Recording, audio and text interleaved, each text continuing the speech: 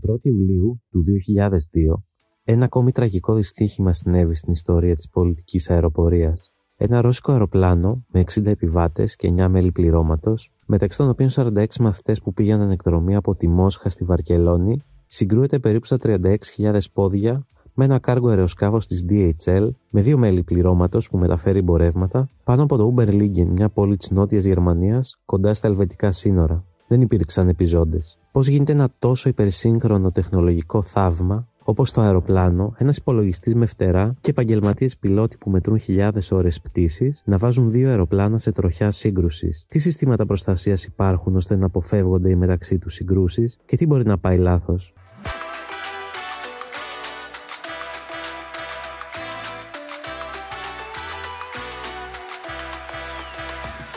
Γνωρίζατε ότι κάθε μέρα πραγματοποιούνται πάνω από 100.000 πτήσεις σε όλο τον κόσμο? Συγκεκριμένα, αυτή τη στιγμή που βλέπεις το βίντεο, υπάρχουν χιλιάδες αεροπλάνα κάπου εκεί πάνω που διασχίζουν τον ουρανό. Από μεγάλα επιβατικά και εμπορικά αεροπλάνα έως μικρά ελικοφόρα και εκπαιδευτικά αεροπλάνα, ο ουρανός είναι ένας πολυσύχναστο μέρος γεμάτο ταξιδιώτες και φορτία. Αυτό το εναέριο μποτιλιάρισμα δημιουργεί ένα σύνθετο, συνεχώς εξελισσόμενο περιβάλλον όπου κανένα αεροπλάνο δεν θέλει να βρεθεί ταυτόχρονα στην ίδια θέση με ένα άλλο. Ένας γρίφος που οι ελεγκτές εναέρειας κυκλοφορίας και οι πιλότοι καλούνται καθημερινά να λύνουν με επιτυχία. Παρόλο που η πρώτη καταγεγραμμένη σύγκρουση στον αέρα έγινε το 1910 στο Μιλάνο της Ιταλίας μεταξύ ενός Βρετανού και ενός Γάλλου πιλότου με το αεροπλάνο τους, βγάζοντας την καθαρή και οι δύο μόνο με τραύματα, η πρώτη εναέρια σύγκρουση στην πολιτική αεροπορία έλαβε χώρα 12 χρόνια αργότερα, στις 7 Απριλίου του 1922, πάνω από το Πικαρντί της Γαλλίας, μεταξύ ενός βρετανικού αεροσκάφους που εκτελούσε πτήση από το Κρόιντον προς το Παρίσι, μεταφέροντας μόνο ταχυδρομείο, και ενός γαλλικού αεροσκάφους που εκτελούσε πτήση με 3 επιβάτες στο ακριβώς αντίθετο δρομολόγιο. Η σύγκρουση στον αέρα σημειώθηκε σε συνθήκες ομίχλης και είχε ως αποτέλεσμα 7 νεκρούς, χωρίς να σημειωθεί κάποιος επιζών. Στην περίπτωση των καπνιστών, η τράκα μπορεί να έχει πλάκα, ή ακόμη και στην περίπτωση των αυτοκινήτων, μπορεί να λύνεται με μια φιλική δήλωση. Όμως οι συγκρούσεις αεροσκαφών, αν και είναι εξαιρετικά σπάνιες, όταν συμβαίνουν, είναι επίσης εξαιρετικά καταστροφικές. Για να μειωθεί ο κίνδυνος σύγκρουσης, τα αεροπλάνα χρησιμοποιούν ένα συνδυασμό συστημάτων, κανονισμών και ανθρώπων. Πιο συγκεκριμένα, οι εναέριες συγκρούσεις των αεροπλάνων μεταξύ τους αποφεύγονται κυρίως με τη βοήθεια ενός συστήματος ελέγχου εναέριας κυκλοφορίας, του σχεδιασμού του εναέριου δικτύου και όλων των κανονισμών και συστημάτων που έχουν στη διάθεσή τους οι ελεγκτές και οι πιλότοι. Ας ξεκινήσουμε με το πρώτο κομμάτι του puzzle, που είναι το σύστημα ελέγχου εναέριας κυκλοφορίας. Ο πιλότος είναι ο κύριος υπεύθυνος για την ασφαλή λειτουργία ενός αεροσκάφους. Ωστόσο, σε πολλές περιπτώσεις, όπως όταν έχει σύννεφα ή όταν είναι νύχτα, δεν μπορεί να δει τα άλλα αεροπλάνα που πετούν γύρω του και δεν αντιλαμβάνεται την παρουσία τους κοιτώντας προς τα έξω. Γι' αυτό το λόγο οι περισσότερες εμπορικές πτήσεις επιχειρούν σε εναέριους χώρους που διαθέτουν υπηρεσία ελέγχου εναέριας κυκλοφορίας. Υπεύθυνοι επαγγελματίες σε επίγειους σταθμούς, οι ελεγκτές εναέριας κυκλοφορίας, παρακολουθούν κάθε στάδιο των πτήσεων, οι οποίες λαμβάνουν χώρα βάσει των κανόνων πτήσης με όργανα και έχουν την ευθύνη για το μεταξύ τους διαχωρισμό, εκτός από κάποιες εξαιρέσεις. Γιατί το πιο σημαντικό σύστημα είναι το σύστημα ελέγχου εναέριας κυκλοφορίας? Γιατί ένας από τους βασικούς στόχους που έχει το σύστημα ελέγχου εναέριας κυκλοφορίας, ανάμεσα στις άλλες αρμοδιότητές του, είναι να αποτρέπει τις συγκρούσεις μεταξύ αεροσκαφών. Οι ελεγκτές εναέριας κυκλοφορίας, δηλαδή, είναι οι κύριοι υπεύθυνοι για την καθοδήγηση των αεροσκαφών με ασφάλεια στον εναέριο χώρο και την πρόληψη συγκρούσεων. Σε ένα περιβάλλον ή χώρο εναέριας κυκλοφορίας, όπου υπάρχει έλεγχος και διαχωρισμός των αεροπλάνων από τους ελεγκτές εναέριας κυκλοφορίας, υπάρχει πολύ μικρότερη πιθανότητα ατυχήματος. Σε έναν τέτοιο χώρο, που όλα τα αεροπλάνα παρακολουθούνται από τους ελεγκτές εναέριας κυκλοφορίας, ο διαχωρισμός μεταξύ τους συμβαίνει με βάση κάποιες ελάχιστες αποστάσεις, τόσο στο οριζόντιο επίπεδο όσο και στο κατακόρυφο, ή χρησιμοποιώντας ένα συνδυασμό κάθετου και οριζόντιου διαχωρισμού. Ο διαχωρισμός λοιπόν διατηρείται σύμφωνα με τα καθορισμένα ελάχιστα διαχωρισμού και σε ορισμένους τύπους εναέριου χώρου, αυτά τα ελάχιστα προϋποθέτουν ένα ορισμένο επίπεδο εξοπλισμού εντός του αεροπλάνου, το οποίο αν το αεροπλάνο δεν διαθέτει ή αν κάποιο από αυτά τα αισθήματα χαλάσει, ενδέχεται να μην του επιτραπεί να πετάει εκεί. Οι ελεγκτές εναέριας κυκλοφορίας χωρίζουν τον εναέριο χώρο σε περιοχές ελέγχου. Κάθε περιοχή ελέγχου έχει έναν ή περισσότερους ελεγκτές εναέριας κυκλοφορίας που είναι υπεύθυνοι για την κίνηση των αεροσκαφών στην περιοχή αυτή. Καθώς το αεροπλάνο ταξιδεύει και αλλάζει τομείς ή περιοχές ελέγχου, η ευθύνη μεταβιβάζεται από τον έναν ελεγκτή σε κάποιον επόμενο. Για αυτό το σκοπό, οι ελεγκτές εναέριας κυκλοφορίας μπορούν να έχουν στη διάθεσή τους και να χρησιμοποιούν συστήματα από ένα απλό ραντάρ έως και πιο προηγμένα συστήματα, όπως για παράδειγμα συστήματα προειδοποίησης μελλοντικής πιθανότητας σύγκρουσης, για να παρακολουθούν την κίνηση των αεροσκαφών και να δίνουν οδηγίες στους πιλότους, ώστε να κρατούν διαχωρισμό με άλλα αεροπλάνα και να αποφύγουν συγκρούσεις. Τα συστήματα αυτά παρέχουν πληροφορίες σχετικά με την ταυτότητα, την τοποθεσία, την κατεύθυνση και την ταχύτητα των αεροσκαφών, καθώς και άλλες προειδοποιήσεις ασφαλείας. Δεύτερο κομμάτι του puzzle είναι ο σχεδιασμός του δικτύου στο οποίο πετάνε τα αεροπλάνα.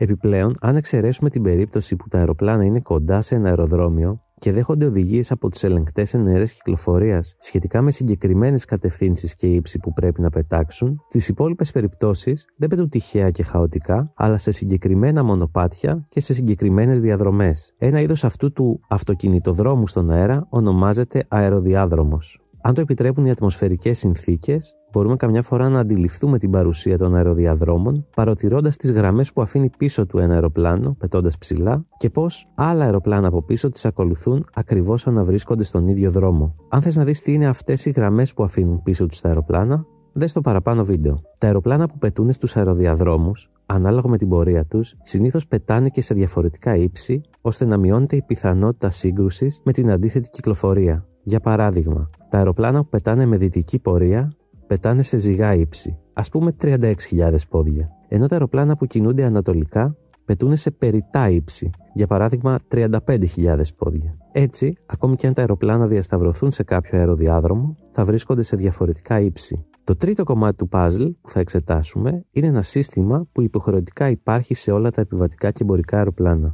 Η τεχνολογία και τα σημερινά δεδομένα έχουν καταστήσει δυνατή την ασφαλή πτήση των αεροσκαφών σε πολύ κοντινές αποστάσεις μεταξύ τους. Ωστόσο, η αυξανόμενη ζήτηση, ο αυξημένος αριθμός αεροσκαφών στον αέρα και η ανάγκη για μέγιστη εκμετάλλευση του εναέριου χώρου συνεχίζει να συμφορεί τον εναέριο χώρο και ο κίνδυνος σύγκρουσης από μια απλή κακή επικοινωνία ή μια έλλειψη συγκέντρωσης αρκεί για να στείλει δύο αεροσκάφη σε πορεία σύγκρουσης. Για να αποτραπεί η καταστροφή, ένα από τα πιο προηγμένα συστήματα είναι εγκατεστημένο στο αεροσκάφος, το σύστημα ειδοποίησης αποφυγής εναέριας σύγκρουσης, ή απλά TICAS. Το σύστημα αποτελεί την τελευταία γραμμή άμυνας ή ένα δίχτυ διάσωσης εάν δύο αεροπλάνα βρίσκονται σε πολύ κοντινή πορεία σύγκρουσης, προκειμένου να αποφευχθεί η σύγκρουση την τελευταία στιγμή. Ως εκ τούτου, αυτό προϋποθέτει ότι για να ενεργοποιηθεί το TICAS θα πρέπει προηγουμένως τα ελάχιστα όρια διαχωρισμού ελέγχου εναέρειας κυκλοφορίας να έχουν παραβιαστεί.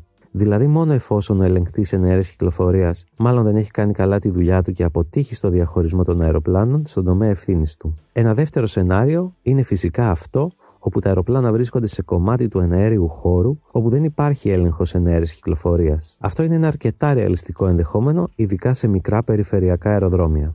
Σε αυτή την περίπτωση, βέβαια, συνήθως υπάρχει επίγεια υπηρεσία που δίνει πληροφορίες στους πιλότους σχετικά με την κυκλοφορία και τις θέσεις των αεροπλάνων σε αυτή την περιοχή, έτσι ώστε οι πιλότοι να έχουν μια συνολική εικόνα, μιας και σε αυτή την περίπτωση είναι οι ίδιοι που έχουν την ευθύνη για το διαχωρισμό από τα υπόλοιπα αεροπλάνα. Με δύο λόγια, το TICAS είναι λοιπόν ένα σύστημα στο αεροπλάνο που ανιχνεύει την παρουσία άλλων κοντινών αεροσκαφών εξοπλισμένων με το ίδιο σύστημα και αν μια σύγκρουση θεωρηθεί ότι συνιστά κίνδυνο με απειλή σύγκρουσης, το TICAS δίνει οπτική και ακουστική καθοδήγηση στους πιλότους ώστε να αποφευχθεί η πιθανή σύγκρουση. Πώς λειτουργεί το TICAS? Τα αεροσκάφη διαθέτουν μία συσκευή που ονομάζεται αναμεταδότης, η οποία μπορεί να ανταλλάσσει πληροφορίες με επίγειες υπηρεσίες ελέγχου κυκλοφορίας ή με άλλα αεροπλάνα. Επιτρέπει δηλαδή στα αεροπλάνα να μιλάνε μεταξύ τους και να ανταλλάσσουν πληροφορίες όπως ύψος, ταχύτητα και πόσο γρήγορα ανεβαίνουν ή κατεβαίνουν. Πιο συγκεκριμένα, το σύστημα, εκτός από τον αναμεταδότη, διαθέτει επιπλέον και ένα είδος υπολογιστή και δύο κεραίες. Η πάνω κεραία σαρώνει την περιοχή πάνω από το αεροσκάφος και η κάτω κεραία σαρώνει την περιοχή από κάτω. Το TICAS συλλέγει πολλά δεδομένα από τα αισθήματα του αεροσκάφους και κατόπιν επεξεργασίας δημιουργεί μια τρισδιάστατη περιοχή προστατευμένου εναέριου χώρου γύρω από το αεροσκάφος. Το TICAS παρέχει δηλαδή έναν προστατευτικό όγκο εναέριου χώρου γύρω από το αεροσκάφος, μια φούσκα προστασίας που, αν προβλέψει ότι θα εισέλθει κάποιο άλλο αεροπλάνο σε αυτή, θα δώσει προειδοποίηση και οδηγίες αποφυγής σύγκρουσης. Πιο συγκεκριμένα, μόλις ένα άλλο αεροσκάφος ή ένας εισβολέας, όπως λέγεται, μπει στη φούσκα προστασίας του αεροπλάνου, ενεργοποιείται το σύστημα αποφυγής σύγκρουσης και αρχικά το σύστημα απλώς εφιστά την προσοχή του πληρώματος για τον κίνδυνο σύγκρουσης με μια ηχητική προειδοποίηση και με μια οπτική απεικόνηση στην οθόνη της σχετικής θέσης του άλλου αεροπλάνου. Αν το άλλο αεροπλάνο συνεχίσει να πλησιάζει, το TICAS υποδεικνύει τώρα το άλλο αεροπλάνο ως πιθανή απειλή και τότε δίνονται επιπλέον στους πιλότους και των δύο αεροσκαφών αντίθετες εντολές αποφυγής στο κατακόρυφο επίπεδο. Δηλαδή, το σύστημα δίνει εντολή στο ένα αεροπλάνο να ανέβει και στο άλλο να κατέβει. Στο κοντινό μέλλον, εκτιμάται ότι θα δίνει εντολές και στο οριζόντιο επίπεδο, δηλαδή αριστερά-δεξιά. Ένα βασικό ερώτημα είναι,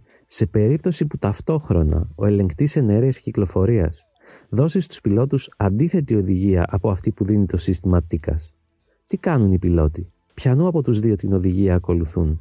Του TICAS ή του ελεγκτή ενέργειας κυκλοφορίας? Η απάντηση είναι ότι από τη στιγμή που έχουν ενεργοποιηθεί οι εντολές αποφυγής του συστήματος TICAS, οι πιλότοι πλέον ακολουθούν μόνο αυτές τις οδηγίες, δηλαδή ακολουθούν το TICAS. Αυτό δυστυχώς δεν συνέβη σε μια περίπτωση που οδήγησε σε ένα από τα πιο τραγικά δυστυχήματα του αέρα, όπως είδαμε στην αρχή του επεισοδίου. Τι έγινε σε αυτή την περίπτωση? Και τα δύο αεροσκάφη πετούσαν στα 36.000 πόδια, υπό ελβετικό έλεγχο ενέργειας κυκλοφορίας, και τα δύο ήταν εξοπλισμένα επίσης με το σύστημα TICAS. Περίπου 50 δευτερόλεπτα πριν τη σύγκρουση, η Ελβετική Υπηρεσία Ελέγχου Ενέργειας Κυκλοφορίας έδωσε εντολή στο ρώσικο αεροσκάφος να κατέβει από τα 36.000 πόδια στα 35.000 πόδια, για να αποφύγει μια σύγκρουση με το Boeing 757 της DHL. Δευτερόλεπτα αφότου το ρώσικο πλήρωμα ξεκίνησε την κάθοδο, τα αεροσκάφη έφτασαν σε κοντινή πορεία σύγκρουσης, με αποτέλεσμα να ενεργοποιηθεί το TICAS και να δώσει εντολή στο ρώσικο αεροπλάνο να ανέβει, ενώ περίπου την ίδια στιγμή στο αεροσκάφος της DHL έδωσε εντολή να κατέβει. Το πλήρωμα της DHL άρχισε να ακολουθεί τις οδηγίες του TICAS και ξεκίνησε μια κάθοδο. Αλλά δεν μπορούσε να ενημερώσει αμέσως τον ελεγκτή ενέργειας κυκλοφορίας, επειδή μιλούσε ήδη με το ρώσικο πλήρωμα. Το ρώσικο πλήρωμα αγνόησε την οδηγία του TICAS για να ανέβει και ακολούθησε την οδηγία καθόδου που του δόθηκε από τον Ελβετό ελεγκτή ενέργειας κυκλοφορίας. Έτσι και τα δύο αεροσκάφη κατέβαιναν τώρα. Τα αεροσκάφη συγκρούστηκαν περίπου στα 35.500 πόδια, με αποτέλεσμα το ρώσικο αεροσκάφος να κοπεί στα δύο, ενώ το αεροσκάφος της DHL να χάσει το κατακόρυφο σταθερό του πτερίγιο στην ουρά και μετά από λίγο να πέσει στο έδαφος. Συντετριμμένος από τον θάνατο της συζύγου και των δύο παιδιών του στην πτήση 2937, ένας Ρώσος αρχιτέκτονας θεώρησε τον ελεγκτή ενέργειας κυκλοφορίας, Πίτερ Νίλσεν, προσωπικά υπεύθυνο για το ατύχημα. Περίπου 2 χρόνια αργότερα, στις 24 Φεβρουαρίου του 2004, εντόπισε και μαχαίρωσε τον Νίλσεν, δολοφονώντας τον παρουσία της γυναίκας του και των 3 παιδιών του έξω από το σπίτι του στο Κλότεν κοντά στη Ζυρίχη. Έτσι το δυστύχημα στοίχησε τελικά 72 ζωές, 71 στα 2 αεροσκάφη και στη συνέχεια τη δολοφονία του υπεύθυνου ελεγκτή ενέργειας κυκλοφορίας. Αν και τα δύο αεροσκάφη είχαν ακολουθήσει αποκλειστικά τις οδηγίες του TICAS, είναι πολύ πιθανό ότι η σύγκρουση δεν θα είχε συμβεί. Τέλος, οι πιλότοι εκπαιδεύονται για να αποφεύγουν συγκρούσεις και είναι υπεύθυνοι για την τήρηση των κανονισμών και των οδηγιών των ελεγκτών ενέργειας κυκλοφορίας. Αλλά ακόμη και στο χειρότερο σενάριο, όπου η επικοινωνία με τους ελεγκτές ενέργειας κυκλοφορίας είναι αδύνατη ή δεν υπάρχει έλεγχος ενέργειας κυκλοφορίας στην περιοχή που πετάει το αεροπλάνο και ο εξοπλισμός TICAS ταυτόχρονα στο αεροπλάνο επίσης δεν λειτουργεί, οι πιλότοι είναι εκπαιδευμένοι ώστε να ακολουθούν έναν αντίστοιχο με τα αυτοκίνητα κώδικα οδικής κυκλοφορίας σε περίπτωση που ξαφνικά βρεθούν σε πορεία σύγκρουσης με ένα άλλο αεροπλάνο. Αυτός ο κώδικας οδικής κυκλοφορίας περιλαμβάνει ενέργειες και μανούβρες αποφυγής, όπως για παράδειγμα, αν δύο αεροπλάνο βρίσκονται σε καταμέτωπο πορεία σύγκρουσης και τα δύο πρέπει να στρίψουν δεξιά, ή ακόμη σε περίπτωση παράλληλης σύγκλησης ισχύει εκ δεξιών προτεραιότητα. Φυσικά όλα αυτά προϋποθέτουν πρώτα απ' όλα να υπάρχουν συνθήκες που επιτρέπουν την οπτική επαφή και μάλλον είναι πιο εύκολα εφαρμόσιμα σε αεροπλάνα χαμηλών ταχυτήτων. Κλείνοντας με μια αισιόδοξη νότα, στατιστικά μιλώντας, αξίζει να αναφέρουμε ότι τα ποσοστά εναέριων συγκρούσεων των επιβατικών αεροσκαφών είναι εξαιρετικά χαμηλά, αφού σε ολόκληρη την ιστορία της πολιτικής αεροπορίας, δηλαδή τα τελευταία περίπου 100 χρόνια, μετρούν μέχρι στιγμής διψήφιο αριθμό, με φανερή τάση μείωσης, αφού τα περισσότερα ατυχήματα συγκεντρώνονται από το 1950 μέχρι το 1970. Ενώ τα τελευταία 20 χρόνια, επιβατικά αεροσκάφη εμπλέκονται σε μόλις 4 ατυχήματα αυτού του είδους. Συνολικά, ο συνδυασμός τεχνολογίας, κανονισμών και ανθρώπινης κρίσης συμβάλλει στην αποφυγή συγκρούσεων αεροσκαφών. Επιπλέον, η τεχνολογία συνεχίζει να αναπτύσσεται και νέα συστήματα εισάγονται για να βελτιώσουν την ασφάλεια των αεροπορικών ταξιδιών. Είμαι ο Κωστής και σας ευχαριστώ πολύ που παρακολουθήσετε ακόμη ένα επεισόδιο του Aeroplanetic. Αν σας άρεσε, πατήστε like και εγγραφείτε στο κανάλι για να μην χάσετε τα επόμενα βίντεο. Αφήστε ένα σχόλιο με τις σκέψεις σας ή αν έχετε κάποια ερώτηση. Μέχρι την επόμενη φορά, να είστε καλά και να περνάτε υπέροχα.